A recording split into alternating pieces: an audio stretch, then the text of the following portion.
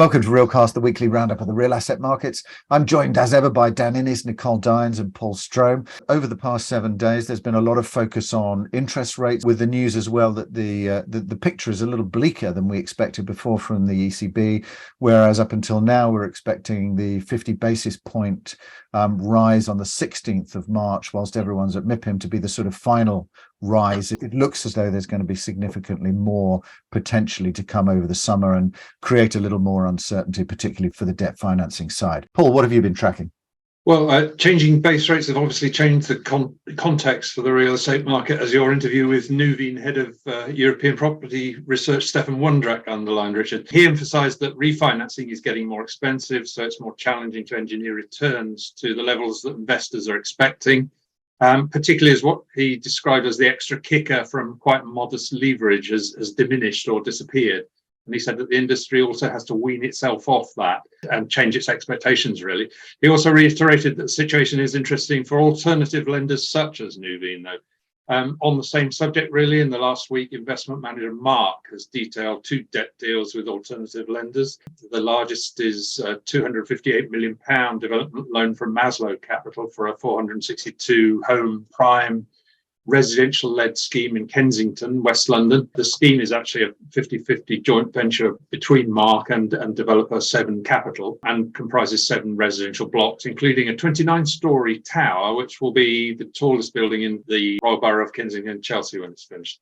The second loan was from Cheney Capital Real Estate, which provided Mark with £123 million senior loan to refinance the mixed-use Borough Yards project in South London. So alternative sources of debt certainly seem to be available.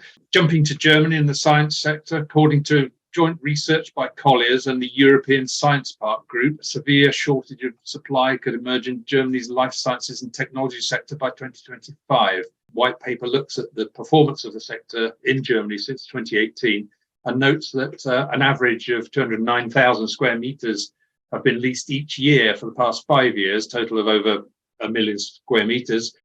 That average masks the upward trend, though, and the take-up figure in 2022 was 302,000 square metres, which is 70% up on 2018. Sticking with German companies, there have been quite a few healthcare and hospitality real estate deals and stories. Going with the latter, German company ECE's Work and Live unit is to redevelop a listed 19th century office building in Rome, converting it into a 165-bed luxury hotel. It's interesting for a number of reasons, because it's the division's first international hotel project, and ECE said it combines the main objective of their strategy in hotels to expand internationally, to convert more existing properties, and to focus on hotels with both a leisure and business angle. I was interested too, because it highlights how much ECE has changed. For anybody who remembers the company as principally a developer and manager of large shopping centres, that may be the same, Richard. Yeah, you've seen that change happening to a number of those companies as well, I think, who were predominantly focused on retail before. Nicole, what have you been tracking? JLL had some interesting research, global research on the back to the office trend, which we've talked about many times. And the Asians are the most enthusiastic about going back to the office, followed by Europeans, and Americans are definitely the most reluctant. Something like 40-60% office occupancy in the main American cities at the moment, while in Europe it's sort of 70 to 90%. And in Asia, it's actually gone as high as 110%, meaning that there are more people working in the office now than there were before the pandemic. Obviously, the reasons are Americans tend to have bigger homes and longer commutes, while Europeans and Asians tend to live in smaller places, have easier commutes because of good public transport network in the main cities. And obviously having small places to live make it less of an incentive to work from home. But what happened in the States, JLL was saying that it's really bad for city centres, obviously, because as we know, back to the office means, restaurants, shops and hospitality and everything in city centres. So it's been really suffering, in places like New York especially have really suffered. In Europe, as I was saying, offices are definitely back with a vengeance, as it were. Coima had a market update and said that the Italian market in general is experiencing a very sharp slowdown and repricing with potential distress. And it's saying this could actually open up real opportunities for investors who got cash ready and who get the timing right. So transactions fell by 50% in the last quarter of 2022, and Coima expects them to fall by a further 40% in 2023. And at the moment, there's sort of hiatus in the market. There's very much a wait and see attitude. There's sort of 2.2 billion euros of transactions on hold in Milan and 1.6 billion in Rome alone. But there's a real polarization in the market, and they say that sustainable, ESG compliant quality offices are very much in demand, and they expect rents to increase by as much as 10% this year, especially in Milan. So again, polarization, sustainable offices very much in demand. And we've seen that in Spain as well, with yet another deal in Barcelona. Reinvest, the Luxembourg-based real estate company, has acquired Southern Europe's most sustainable office development, 11,000 square meters over 7 floors. It's built in wood, and it's a special technique that makes it fire resistant and also protects against humidity.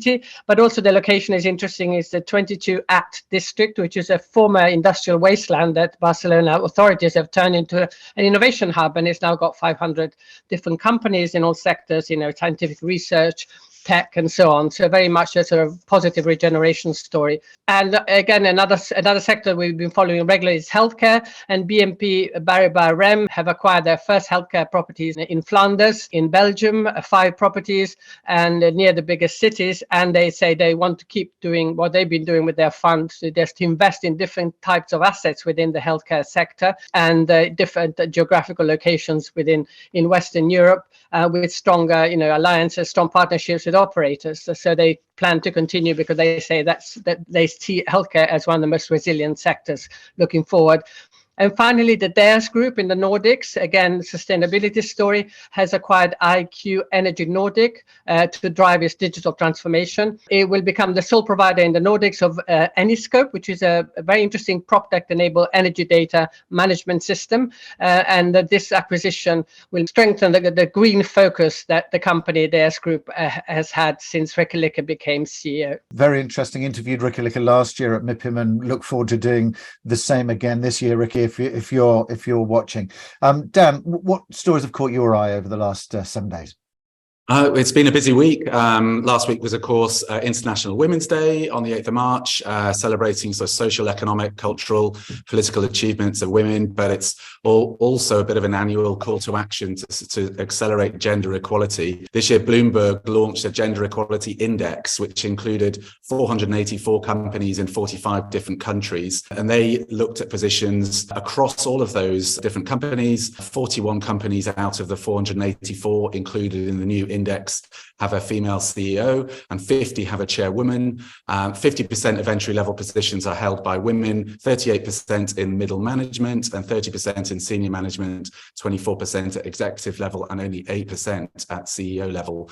So much more strides to come in the gender equality discussion. Elsewhere, React News reporting that Newmark are close to tying up its takeover of Gerald Eve. Its members have backed that deal put forward by the US team at Newmark. That acquisition would give Newmark a significant UK platform following that buyout of BH2 last year. And then, as reported on Realcast a couple of weeks ago, the Singaporean investor City Developments, they've now completed on the acquisition of Blackstone St. Catherine's Docks.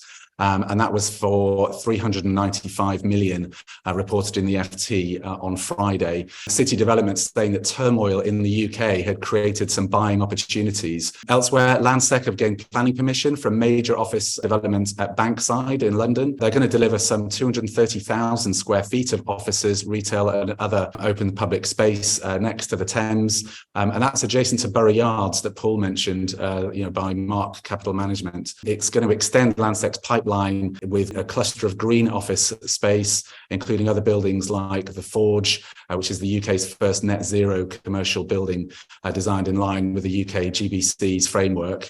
also Timber Square, Red Lion Court, and Liberty of Southwark. And lastly, a couple of retail stories. Luxury electric vehicle manufacturer Lucid Motors, they've opened their first Scandinavian store in Oslo Promenaden district, and that's going to be 176 square meters of showroom, and that marks the 4th retail space in Europe and Lucid's 33rd store around the world. And the other buzzing story in London on the retail scene is at Westfield London, where the LVMH-owned beauty giant Sephora opened a 6,000 square foot flagship store, absolutely rammed. They've got 2,600 stores around the world, but it does mark a UK return to bricks and mortar retail for Sephora. But they did have a 20-minute show by the Sugar Babes. Richard, I know you're a super fan, and maybe you might want to go back to their back catalogue. Great, thanks very much, Dan.